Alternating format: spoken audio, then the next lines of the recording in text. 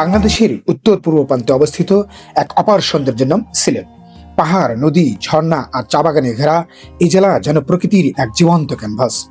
প্রকৃতির কন্যা হিসেবে পরিচিত সিলেট জেলার দর্শনীয় স্থানগুলোর মধ্যে জাফলং সবার পছন্দ। সিলেটের গোয়াইনঘাট উপজেলায় ভারতের মেঘালয় সীমান্তে ঘেঁষা অপূর্ব প্রাকৃতিক সৌন্দর্যে ঘেরা প্রকৃতির টানে রূপের বর্ষা সাজিয়ে আছে জাফলং। পাথরের উপর দিয়ে বয়ে চলা পেয়ার নদীর স্বচ্ছ পানির ধারা, ওপারে ডাউকি শহর, মনোমুগ্ধকর ঝুলন্ত ডাউকি ব্রিজ, জিরো পয়েন্টের কাছেই মায়াবী ঝর্ণা, বর্ষা এলেই আকাশ থেকে নেমে আসা অবিরাম বৃষ্টির ধারা, পাহাড়ের বুক চিরে ঝর্ণাটি আরো জীবন্ত হয়ে ওঠে। ঝর্ণার কলকল ধ্বনি যেন প্রকৃতির এক মায়াবী সঙ্গীত। উঁচু উঁচু সবুজ পাহাড়ে সাদা মেঘের ভেলা জাফলংকে করেছে আরো অনন্য।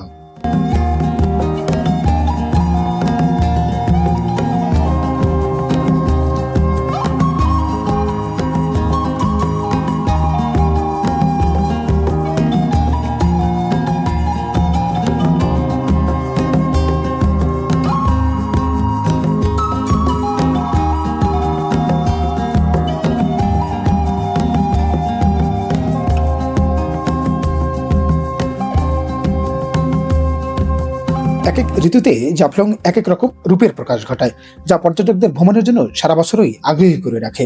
জাফলং সাধারণত সবসময় যাওয়া যায়, এক এক ঋতুতে এক একটি রূপ ধারণ করে।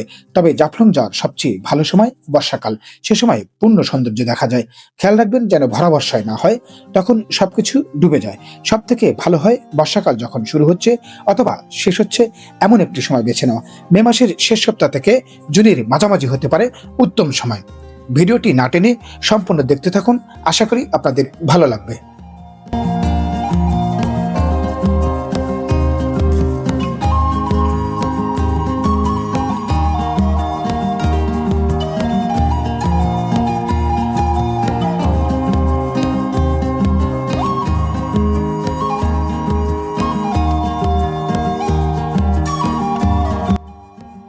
আমাদের যাত্রা শুরু হয় সিলেট শহরের আম্বরখানা থেকে। জাফলং যেতে হলে আপনাকে দেশের যে কোনো প্রান্ত থেকে সিলেট শহরে আসতে হবে। শহর থেকে জাফলং এর দূরত্ব প্রায় 60 কিলোমিটার। সিলেট শহর থেকে বাস, প্রাইভেট কার, সিএনজি বা লেগুনায় যাওয়া যায় জাফলং। শহরের শিবগঞ্জ থেকে বাস ছেড়ে যায় 1 ঘন্টা পর পর। লোকাল বাস ভাড়া 100 টাকা ও গেটলক 150 টাকা। এছাড়া শহরের আম্বরখানা পয়েন্ট থেকে সিএনজি রিজার্ভ করে নিতে পারেন। সারাদিনের জন্য যাওয়া আসা ভাড়া নিবে 2000 থেকে 2500 টাকা। পাঁচ ভাই রেস্টুরেন্টের সামনে থেকেও সিএনজি পাবেন। নগরীর মাইক্রোবাস স্ট্যান্ড থেকে মাইক্রো বা প্রাইভেট কার ভাড়া নিতে পারেন। এক্ষেত্রে সারাদিনের জন্য খরচ পড়বে 4000 থেকে 4500 টাকা। এছাড়া 8-10 জনের গ্রুপ হলে লেগুনা ভাড়া নিয়েও যেতে পারবেন। সারাদিনের জন্য যাওয়া আসা ভাড়া নেবে 2000 থেকে 2200 টাকা।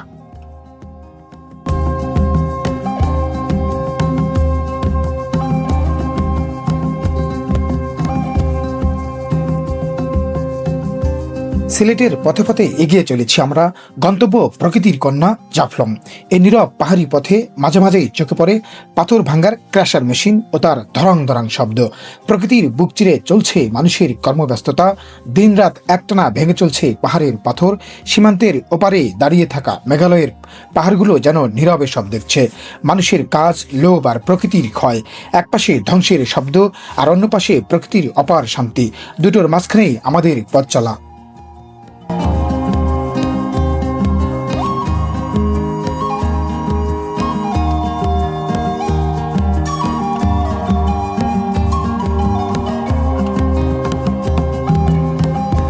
বাংলার দার্জিলিং বলে খ্যাত শ্রীপুর চা বাগান সিলেটের জয়ন্তপুর উপজেলায় অবস্থিত একটি জনপ্রিয় পর্যটন কেন্দ্র। এখান থেকে জাফলং এর দূরত্ব মাত্র 7 কিলোমিটার। জাফলং যাওয়া বা ফেরার পথে এই জায়গাটি ঘুরে দেখতে পারেন। ভারতের মেঘালয় সীমান্তে হয় চা বাগান ছাড়াও এর পাশেই রয়েছে শ্রীপুর ঝর্ণা। মাত্র 1 কিলোমিটার দূরেই রয়েছে মেঘালয় সীমান্তে অন্যতম রাংপানি পর্যটন স্পট ও লালাখাল, যা একই সাথে ঘোরার সুযোগ করে দেয়। এটি মনোরম প্রাকৃতিক সৌন্দর্যে ভরপুর একটি জায়গা, যা বাংলার দার্জিলিং এর মতো অনুভূতি দেয়।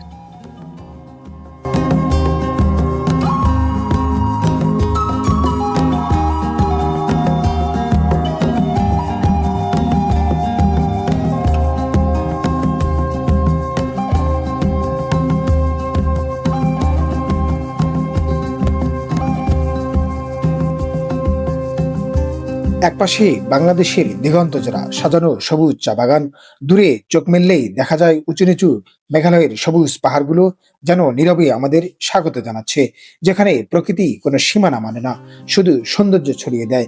এ পথে চলতে চলতে বোঝা যায় পাহাড় শুধু দৃশ্য নয়, এক অনুভূতি। পাহাড়ের গায়ে ভেসে থাকা সাদা মেঘ মুহূর্তে বদলে নেয় নিজের রূপ। আকাশ আর পাহাড়ের এই মিলন মনকে নিয়ে যায় এক অজানা শান্তির দিকে। জাফলংয়ের পথে এগোতেই দিগন্তে ধীরে ধীরে ভেসে ওঠে প্রকৃতির এক অপার সৌন্দর্য।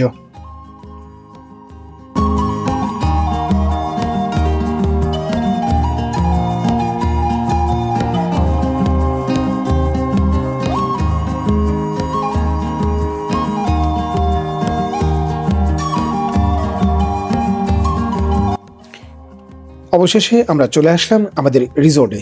আগে থেকেই আমরা জয়ন্তী হিল রিসোর্টে রুম বুক দিয়ে রেখেছিলাম। এটি বাংলাদেশের সীমান্তবর্তী সর্বশেষ রিসোর্ট। এখান থেকে জাফলং 0 পয়েন্টের দূরত্ব মাত্র 5 কিলোমিটার। সাধারণত জাফলং ভ্রমণকারী পর্যটকরা ভ্রমণ শেষে রাত্রি যাপনের জন্য সিলেট শহরেই ফিরে যান। তবে যে সকল পর্যটক জাফলং ভ্রমণের অংশ হিসেবে এর কাছাকাছি আরও বেশ কিছু দর্শনীয় স্থান যেমন রাংপানি, লালাখাল, শ্রীপুর চা বাগান, বিছানাকান্দি, শাপলা বিল, ডিবির হাওর, আগুন পাহাড়, নলজুরি খেলার মাঠ ও তামাবিল স্থলবন্দর ভালোভাবে ঘুরে দেখতে চান, তারা সাধারণত জাফলং ও জয়ন্তপুরে রাত্রি যাপন করে থাকেন।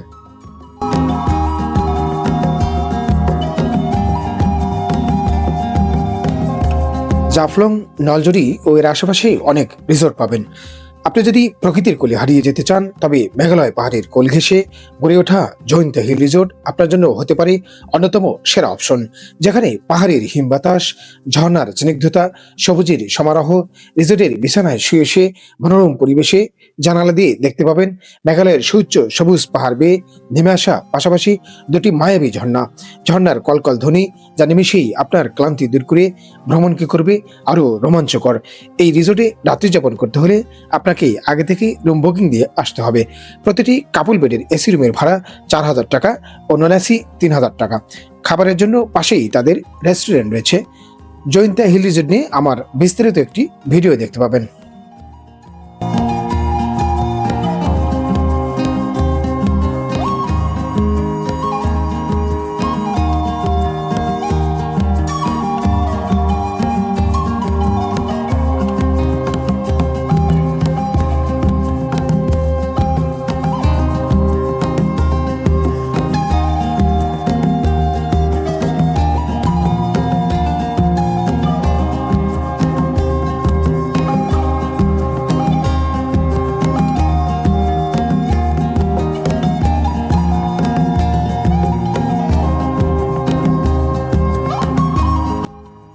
এটি তামাবিল স্থলবন্দর, বাংলাদেশ, ভারত ও ভুটানের সাথে বাণিজ্যের গুরুত্বপূর্ণ তথা প্রধান প্রবেশদ্বার।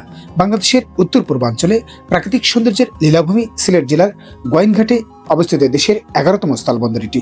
তামাবিল কাস্টম স্টেশনকে স্থলবন্দরের উন্নতিকল্পে 2015 সালে তৎকালীন সরকার এর নির্মাণ কাজ শুরু করে এবং প্রায় 2 বছর নির্মাণ কাজ সম্পন্ন করে 27 অক্টোবর 2017 সাল থেকে পূর্ণাঙ্গ স্থলবন্দর হিসেবে কার্যক্রম শুরু করে ও ইমিগ্রেশন চালু হয়। বন্দরটি ভারতের মেঘালয় রাজ্যের ডাউকি বন্দরের সঙ্গে সংযুক্ত, যা দুই দেশের আমদানি রপ্তানি কার্যক্রমকে আরো গতিশীল করেছে।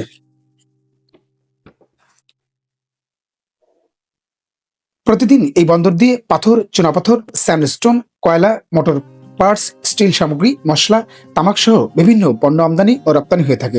ফলে দেশের অর্থনীতিতে গুরুত্বপূর্ণ ভূমিকা রাখছে স্থলবন্দরটি। এই বন্দরকে কেন্দ্র করে সৃষ্টি হয়েছে কর্মসংস্থান, বদলে গেছে আশেপাশের মানুষের জীবনযাত্রা ও অর্থনৈতিক চিত্র। বাণিজ্যের পাশাপাশি তামাবিল অঞ্চল পর্যটনেরও এক আকর্ষণীয় কেন্দ্র। চারপাশে সবুজ পাহাড়, ঝর্ণা ও স্বচ্ছ পানির লেক, পাশে জয়ন্তী হিল রিসোর্ট, সবকিছু মিলিয়ে জাফলং ভ্রমণের অংশ হিসেবে দেশি বিদেশি পর্যটকদের কাছে এটি বিশেষভাবে জনপ্রিয়। বাণিজ্য, যোগাযোগ ও উন্নয়নের সেতুবন্ধন তামাবিল স্থলবন্দর, যা এগিয়ে নিচ্ছে বাংলাদেশকে সমৃদ্ধির পথে। আধুনিক ইমিগ্রেশন ব্যবস্থা, নিরাপত্তা ও যাত্রী সেবার মাধ্যমে তামাবিল স্থলবন্দরকে গড়ে তোলা হয়েছে একটি বহুমুখী স্থল যোগাযোগ কেন্দ্র হিসেবে।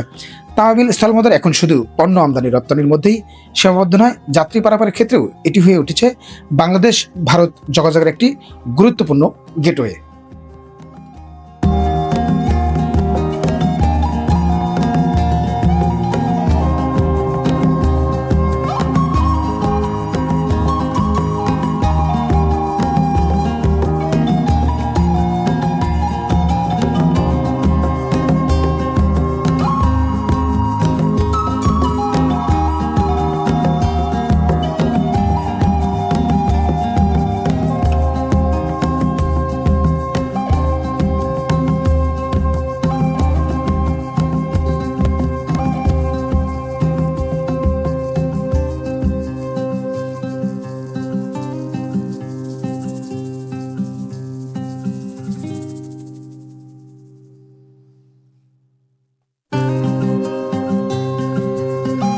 দর্শক, অবশেষে আমরা চলে এসেছি প্রকৃতির কন্যা জাফলং, বাংলাদেশের শেষ প্রান্ত। এ পাশেই দাঁড়িয়ে চোখ মেললেই দেখা যায় অন্য দেশের পাহাড়, মেঘালয়ের সবুজ পাহাড়ের কূলে গড়ে ওঠা এক ছোট্ট শহর ডাউকি, যেন প্রকৃতির এক নিঃশব্দ কবিতা। পাহাড়ের বুকে লুকিয়ে থাকা শহরটি যেন প্রকৃতির হাতে গড়া এক শান্ত আশ্রয়। এপাশ থেকে তাকিয়ে বুঝি সীমান্ত শুধু মানচিত্রে, পাহাড়, নদী আর সৌন্দর্যের কোনো দেশ নেই। ভাষা আলাদা, দেশ আলাদা, কিন্তু প্রকৃতির সৌন্দর্য সবার জন্য এক। পাহাড়, মেঘ আর পাশ দিয়ে বয়ে চলা উমঙ্গট নদীর স্বচ্ছ নীল জল, প্রাকৃতিক সৌন্দর্যের মাঝে ডাউকি যেন এক শান্ত স্বপ্নের শহর।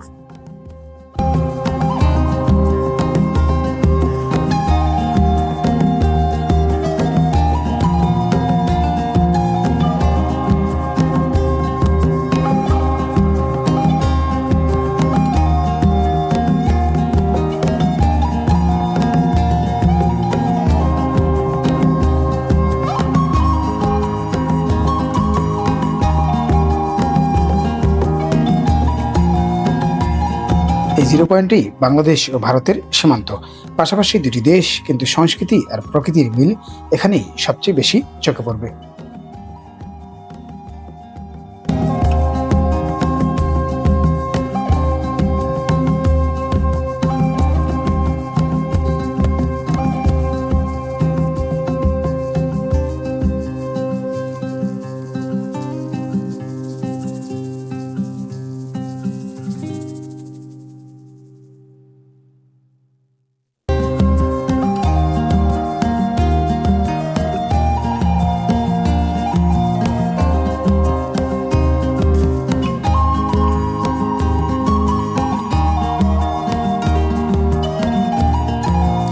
জাফলংয়ের মূল পর্যটন এলাকায় যাওয়ার জন্য ৩৬২টি সিঁড়ি বেয়ে নামতে হয়, যা পর্যটকদের সুবিধার্থে নির্মাণ করা হয়েছে। এটি আগের পাথুরে ও পিচ্ছিল পথ থেকে অনেক নিরাপদ, যেখানে অনেক পর্যটকের পা পিছলে আহত হওয়ার ঘটনাও ঘটত। ভ্রমণ শেষে ফেরার পথে আপনারা চাইলে কিছু কেনাকাটাও করে নিতে পারেন। যেহেতু এটি সীমান্ত এলাকা, প্রকৃতির সৌন্দর্যের পাশাপাশি এখানে গড়ে উঠেছে এক রঙিন বাজার, যেখানে ভারতীয় পণ্যের অফুরন্ত সম্ভার। ব্যবসায়ীরা এসব পণ্য শুল্ক ফাঁকি দিয়ে সীমান্ত পেরিয়ে নিয়ে আসেন প্রতিবেশী দেশ ভারত থেকে, তাই দামেও বেশ সস্তা। এখানে ভারতীয় চা, চকলেট, প্রসাধনী, নানা ধরনের মশলা, আচার, শাড়ি, নানা প্রকার জুস, বিস্কিট, আইসক্রিম কিনতে পাবেন। তবে কেনার আগে অবশ্যই পণ্যের মেয়াদ উত্তীর্ণের তারিখ দেখে নেবেন।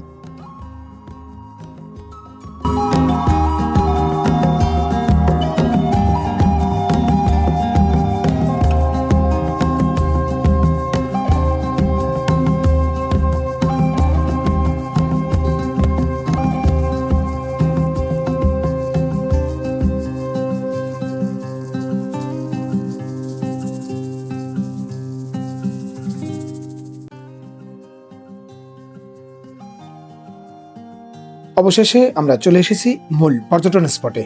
জাফলং পাহাড়, নদী, ঝর্ণা এবং পাথরের কারণে দেশি বিদেশি পর্যটকদের কাছে এক আকর্ষণীয় গন্তব্য। যে কটি বিষয়ের জন্য জাফলং বিখ্যাত, তার মধ্যে পাথর অন্যতম। জাফলং এর পাথর প্রকৃতির এক অপার দান, যা অর্থনৈতিক ও পরিবেশগত উভয় দিক থেকেই গুরুত্বপূর্ণ। ভারতের মেঘালয় পাহাড় থেকে পাহাড়ি পানির স্রোতে উমঙ্গট নদী ও অন্যান্য পাহাড়ি ঝর্ণা বেয়ে এই পাথর ভেসে আসে বাংলাদেশে। জাফলং মূলত নুড়ি পাথর উত্তোলনের জন্য বিখ্যাত, যা এখানকার অর্থনীতির একটি বড় অংশ। ধূসর, সাদা, কালো, হালকা বাদামি, প্রতিটি পাথরের রং যেন প্রকৃতির নিজস্ব তুলির আঁচড়। জাফলং এর পাথর আমাদের মনে করিয়ে দেয় প্রকৃতি কথা বলে নীরবতায়, আর সৌন্দর্য লুকিয়ে থাকে সরলতায়।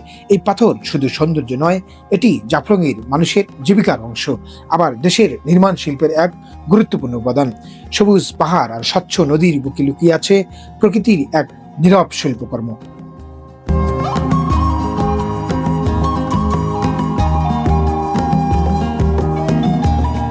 একই নদী, পাহাড়, শুধু মাঝখানে টানা একটা সীমারেখা। এই সীমান্ত কথা বলে না, কিন্তু অনেক গল্প লুকিয়ে রাখে। জাফলং এর এই পাশ থেকে তাকিয়ে বুঝি সীমান্ত শুধু মানচিত্রে। ভাষা আলাদা, দেশ আলাদা, কিন্তু পাহাড়, নদী আর সৌন্দর্যের কোনো দেশ নেই, প্রকৃতি সবার। জাফলং এর পিয়াইন নদী সীমান্ত ছুঁয়ে ওপারে গিয়ে পরিচিত হয়েছে উমঙ্গট নদী নামে। নাম বদলায় কিন্তু রং বদলায় না। নদীর স্বচ্ছতা, নীরবতা আর সৌন্দর্য রয়ে গেছে একই। মেঘালয়ের পাহাড়, নীল জল আর শান্ত পরিবেশ ডাউকিকে করেছে এক স্বপ্নের মতো গন্তব্য।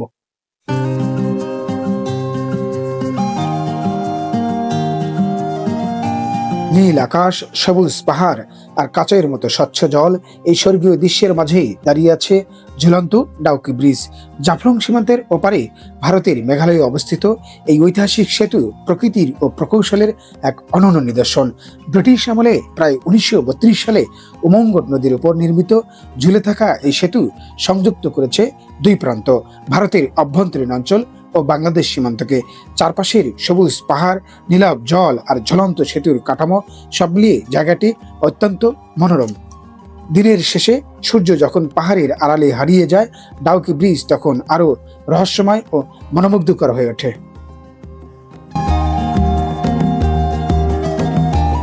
জাফলংয়ে যারা ভ্রমণে আসেন, কম বেশি সবার নজরেই পড়ে কালো রঙের বিশাল আকৃতির এই পাথরটি।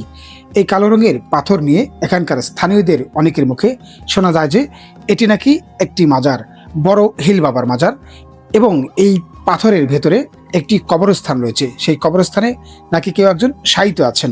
অনেকেই বলেন সিলেটের 360 আউলিয়ার মাজারের মধ্যে এটা একটা মাজার।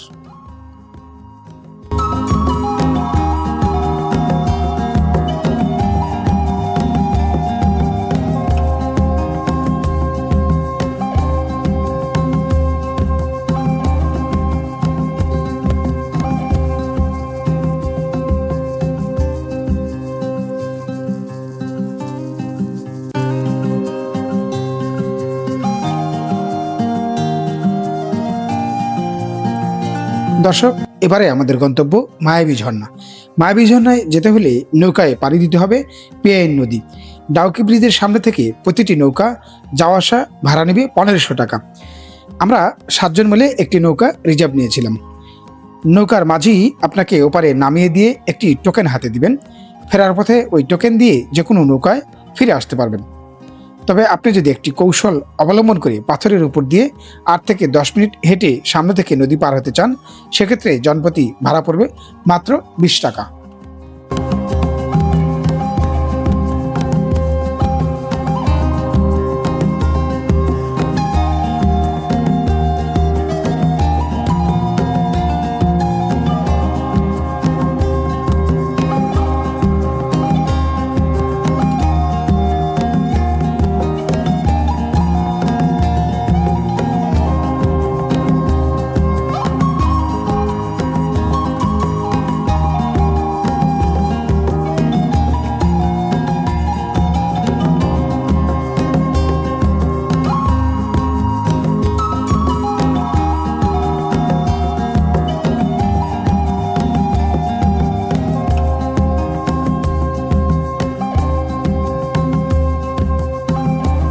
দর্শক, অবশেষে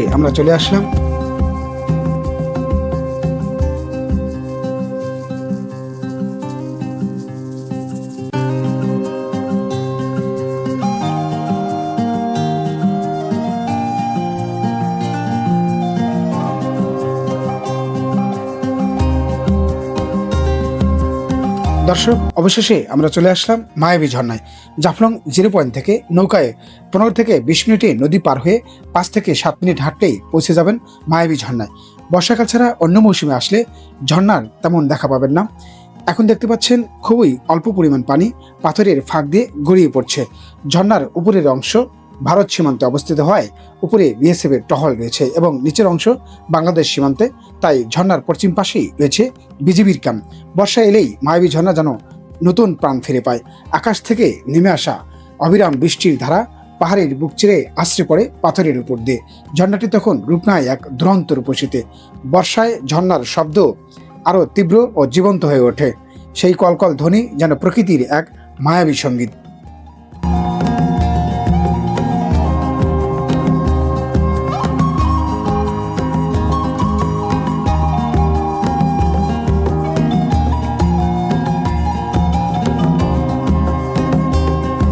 এবার আমাদের ফেরার পালা। ফেরার পথে এপাশে দাঁড়ালে চোখে পড়বে প্রকৃতির এক অপার সৌন্দর্য। ভারতের মেঘালয় পাহাড়ের কোল ঘেঁষে বাংলাদেশ সীমান্ত দিয়ে নিঃশব্দে বয়ে চলেছে পিয়াইন নদী। নদীর স্বচ্ছ নীল জল, চারপাশে সবুজ পাহাড় আর আকাশে ভেসে বেড়ানো সাদা মেঘের ভেলা দৃশ্যটাকে করে তোলে আরো স্বপ্নময়। মেঘ আর পাহাড়ের মিলনে তৈরি হয় এক অপার্থিব সৌন্দর্য, যেখানে সময় যেন একটু থেমে যায়। নদীর তীরে বসে তাকালেই শোনা যায় পানির মৃদু কলকল শব্দ। শহরের কোলাহল ভুলে এখানে মন খুঁজে পায় এক অন্যরকম প্রশান্তি।